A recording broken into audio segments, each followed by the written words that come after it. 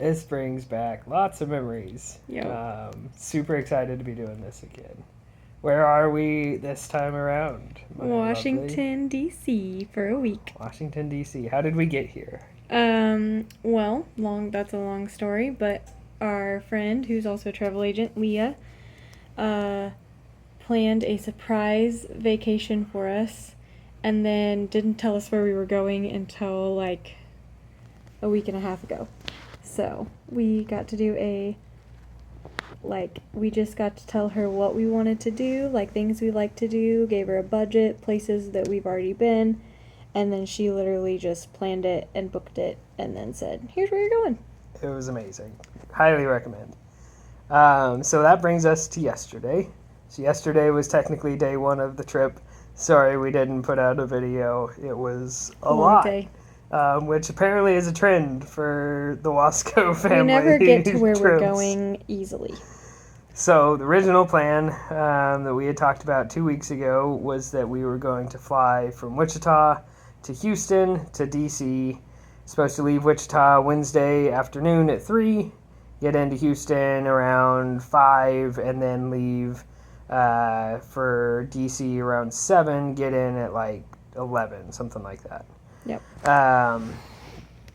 So we were getting ready for a trip, packing up on Wednesday morning, and I looked at our United app, and it says you can't check in for this flight because this flight's been canceled. And so apparently there was quite a bit of nasty weather down in Houston, which began the saga. Yep. And so I called Leah, our travel agent, and that began a several-hour conversation about other options, and we ended up booking a flight out of Kansas City to DC, which still got us here yesterday at like midnight. But in between that, we had to drive 3 hours to KC. So we started out by thinking she thought she found a 1:10 flight out of Wichita. Thought we were going to try and make that. So we throw the dogs in their kennels, load up the Jeep, start driving to ICT. About halfway there, she calls us and says they won't book you for that. It's too late. So we turn around, go back to the house and say, figure it out. She's telling us maybe there's a 4:30 flight in Kansas City that was a direct flight to Washington, D.C., but it was noon at the time, and it's a 3-hour drive to Kansas City. So we were looking at barely showing up to Kansas City proper at 3 o'clock and then needing to be in a terminal and at a gate by 4:30. Decided against that. It was cutting it a little close, plus the direct flight was pretty pricey day of. So we decided against that, wanted to try and find ourselves a little more time. Thought we were going to end up actually flying in on Thursday today because it didn't look like there was anything. And then she called us one more time and said there's a 6 p.m. flight out of Kansas City that goes through Minneapolis. It's a little bit more expensive, but when she booked us, she had saved us about the same amount of money as the difference in the flights from what we originally told her our budget was. So we said, sure, pulled the trigger, drove up to Kansas City. Yep. Got to Kansas City, got on that flight. Well, that flight was delayed about 40 minutes, and so we had a really quick turnaround in Minneapolis. So when we landed in Minneapolis, we literally had to get off our plane and run to the next terminal. Shoving people out of the way. And we literally they were already boarding like group 3, but luckily we were group like 7. Yeah. So we made it like with minutes to spare. And then that flight went fine. It was delayed on the tarmac. That flight was entertaining. Yeah, why was it entertaining, babe? Well, we were delayed on the tarmac, and then Katie and I, because it was a last-minute booking, we actually weren't in the same row for that flight originally, and so we had kind of talked about it of, hey, let's talk. We both had a window seat, and so we said, well, maybe we can convince one of the people who's in a middle seat to switch seats with us so that we could sit next to each other. Well, door closed and the seat next to Katie was completely empty. So as soon as we got up in the air, past a little bit of turbulence, I got up, went to the bathroom, and then moved all of my stuff to her row. As soon as I get back to her row, she decides to get up and go to the bathroom. Coming back, did you trip? No, I just kept bugging our lady that was sitting at the end of the row. I felt bad because she was trying to sleep. And then we had bugged her to let Corey in, and then I bugged her. And your bedtime alarm went off. Oh, yes. And then right as Corey was walking to the bathroom, I thought I had turned all my, like, normal routine alarms off on my phone before we left, but evidently I had not, and I have an alarm set to, like, make me go to bed. And it started going off in the middle of the flight, so that was embarrassing. And then, so I got up to go to the restroom, came back, and we all get settled in, and I'm like, I'm thirsty, so I grab my water bottle. Well, I have... And she had just said... I sat down, and because I, like, kind of am struggling to get back into my little window seat, right? I sit down, and I said, I'm too clumsy. Or, no, I pulled on, like, your cord or something, like your phone cord. And I'm like, I said, I'm too clumsy for this. I'm too clumsy for life. And then I went to go get my water bottle, and it's one that has this, which and she hadn't opened it yet. So tired, I was not even thinking about pressure or anything. So I opened it and went to take a drink, and I pretty much waterboarded myself. It was, I mean, up my nose, I got a bath, basically. Yep. Like... And this is at like 10:30 at night, like 10:30 so everybody on the plane's trying to sleep, including the lady right next that to we've us. Been bothering for the last 10 minutes in the aisle seat. And so we're trying not to bust up laughing. Trying not to die of laughter. Oh my gosh, it was so funny. It was like a scene from a movie. Yep. Like, I'm just too clumsy for life. It really was great. So if anybody tells you rom-coms aren't realistic, they are. I beg to differ. Oh, it was great. But that flight went great. Got in on time. Actually, I think a little ahead of time, considering picked up a little bit of time in the air. Landed sometime after midnight. Yep. Then got an Uber into our hotel. And went to bed. Went to bed. Took showers, went to bed. Said, hopefully tomorrow's better. Seems to be a trend for us. Day ones are rough in the Wasco household on vacation. But today was great. What did we do today, babe? Okay, so today was Nerd Dream. Corey, I'm a history buff. We're in DC. There's lots of cool history things to see. One of the things, really the whole reason that we knew about our trip a week earlier than we had planned, was because one of the things that Leah booked us was a tour of the Pentagon. Not really something I knew you could even do. And so, but they have a waiver process that you go through a full background check to get into the Pentagon. Like it's on the up and up. And so they require that to be filled out like a week in advance. And so that's why we knew we were going to DC. It's because she had to get us that waiver. And she's like, well, if I give you the waiver, it's going to give away where you're going. Right. So we started, woke up this morning, had to Uber back to the airport to pick up our rental car because we arrived at the airport too late. They had already closed. So did that. And then we drove to the Pentagon and did a tour there, which was really cool. Really cool. I was not expecting it to be like a mall. I mean, like we walked in, after the tour started and everything, and it's like shops. Yeah, it's basically a fully functional city. Yeah. Inside of the building. So there's chocolate really cool. shops and bakeries and it was like places for them to buy dress uniform coats and different things, like anything that those service members might need. It's in there. It's in there. So yeah, it was really weird. It was like, isn't this a military organization? Like, military office building? And we're like, okay, that's cool. But it was we also got to see like a bunch of different things from each branch of the military. Yep. And it was a guided walking tour, so it was kind of cool because they the guides are active military, and they were kind of lower ranking military members. So I think they were probably both younger than we were. My guess was like 23, 24, somewhere around there. They were both pretty young. And so they were, teaching us about and they were all from different branches of the military. There were 4 of them, and then 2 specifically for our half of the tour. And so it was kind of cool to like hear the history from their perspective as they're a part of that branch. Right. So yeah, Pentagon was really, really cool. Definitely recommend doing that if you ever come to DC.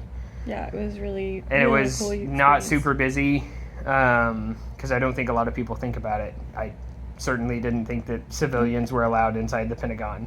So yeah, that was fun. And then got our first taste of East Coast driving after that. So our next stop was the National Archives. Is that right? Yeah. Yeah, National Archives. And we were supposed to be there at like, what was it, 12:30, I think? Something like that. Something like that. 12:15 or 12:30. 12:15, 12:30. We were trying to get some food, so we had eaten breakfast at the hotel, but hadn't had any coffee. Didn't have coffee all day today. That was a bummer. But Yeah, we did. we had a little Starbucks Frappuccino. Not real coffee, but That counts. it worked. We had caffeine, don't worry. We had caffeine. But yeah, so driving to the National Archive, Leah had booked us a parking spot that was going to cover our time for both the National Archive and the Capitol tour. Which was super helpful. Which We're was like, which was hey, great. We don't have to worry about where to park. Except the Google directions taking me to this parking garage were like, turn on this street, and that street was closed. And it kept wanting me to just turn. There was no other like alternative option, and that street was a one-way.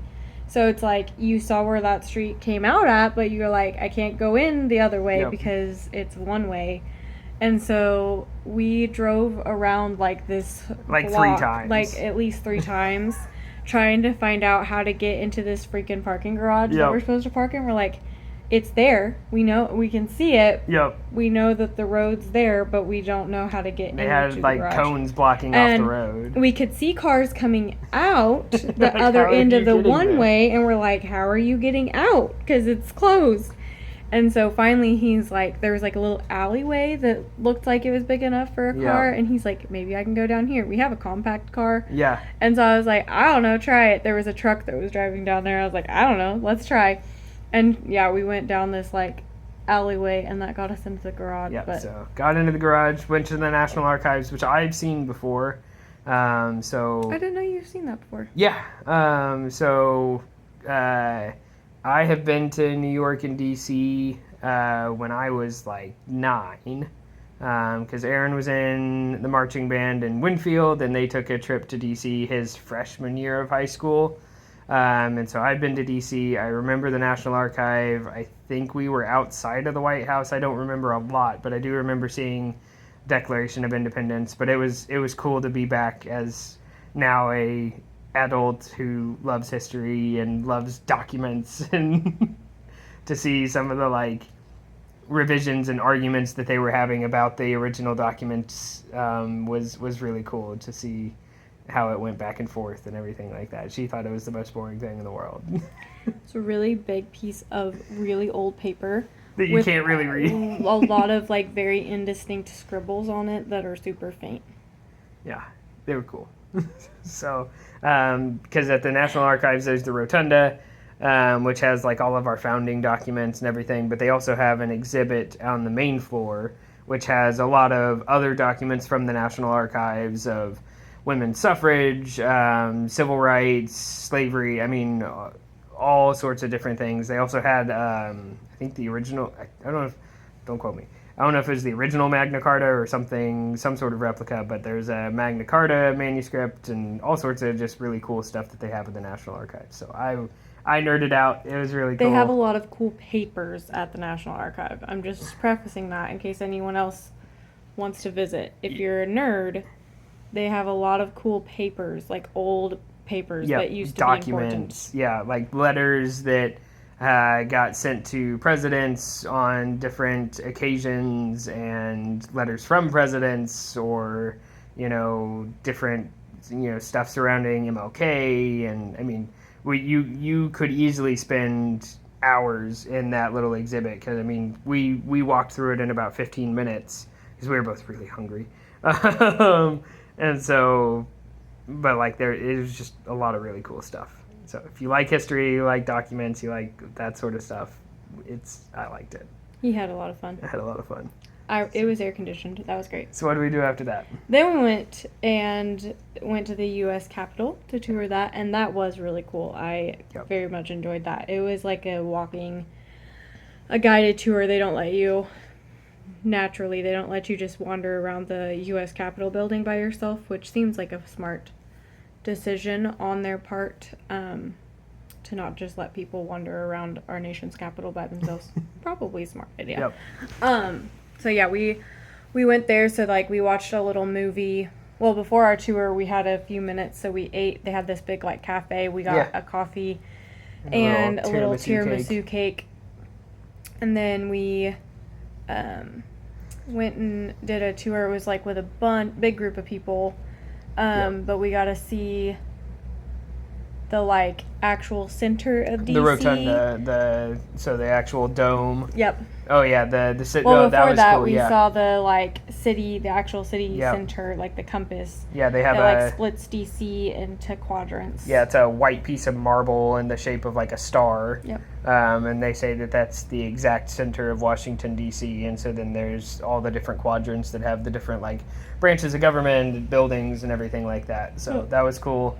And then we made our way up into the rotunda underneath the dome that branches out into the Senate and the House in opposite wings. And the dome is cool. And all throughout the Capitol building, there's just statues of... Each state donates 2 statues. So there's 100 different statues throughout the building. And then in the rotunda, there's a bunch of them. Mm-hmm. So that was really cool. Got to see what was the original House of Representatives debate floor, or whatever you want to, chambers. That's the word I'm looking for. Before it was outgrown in like the 1860s or something like that. Mm-hmm. So got to actually go in there. Didn't get to see either like session of Congress, but apparently we can go to the Senate offices, like there's buildings outside of the Capitol where each senator has their actual office. And if you go to your home state senator's office, you can get a pass to go see, and it's any date, number, it's reusable, all of that sort of stuff, where you can actually get into a session of Congress. So might be something we end up doing if we have time. I think that'd be kind of cool. That does sound kind of cool. So. And then after the Capitol, we went and ate. Where'd we go? We went to an Italian restaurant. Surprise! Surprise! We don't like Italian food. Called Grazie Nonna, which was really, really, really good. The pasta was like homemade. Yeah, they had supli, which you don't see at many supli Italian is restaurants. Fried risotto ball. So you take like risotto and then you fry it with cheese. Like it's like a risotto mozzarella stick. Yep. It's a mozzarella stick with a risotto inside. Yeah, but they have like a pomodoro, like a tomato sauce with the risotto and the mozzarella, and they deep fry it. And then they had a basil like dipping sauce for it. Oh, so good. So good. And then we got shrimp vodka sauce pasta. Mm-hmm. That was spicy. They said it's spicy. It was a little spicy, but it wasn't that bad. And it was really good. Super good. Like the pasta was super midway through eating it, so most Italian restaurants will give you like some sort of table bread. It was a little bit Americanized. Yeah, it was a little Americanized, and so like most Italian restaurants will give you like table bread with olive oil and some balsamic stuff like that. Well, they didn't. And about halfway through eating our pasta, I asked our waiter, I was like, I've got to have some sort of bread because I'm going to have leftover sauce, and that's a crime. Like in Italy, you don't do that. You use the bread to sop up all of the rest of your sauce. And so got some garlic bread, did that. It was delicious. Yeah. And then Katie has a number of baking institutions in DC that she's excited about. Yeah, so once we got here, I remembered, thank goodness I remembered,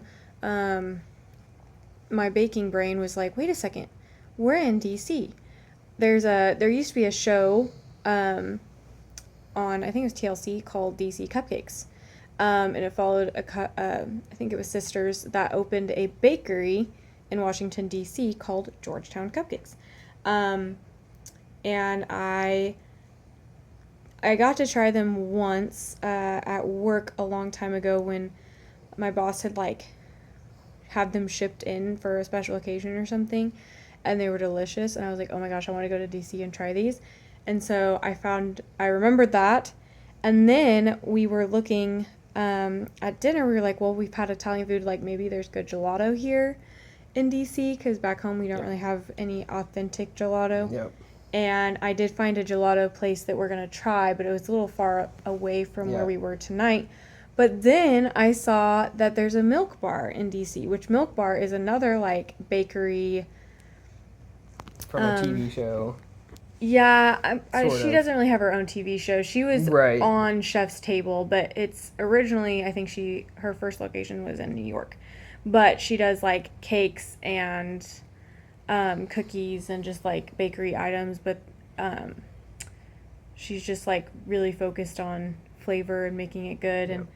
And so we went because I always wanted to try it, because she always, like, I heard about, like, she uses cereal milk a lot and different things.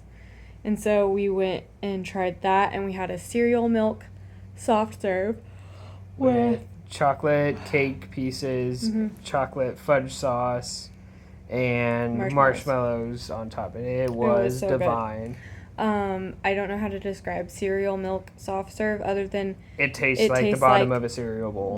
The milk left over from your cereal. I don't know how they did it, but in ice cream form. It was delicious. It was absolutely delicious.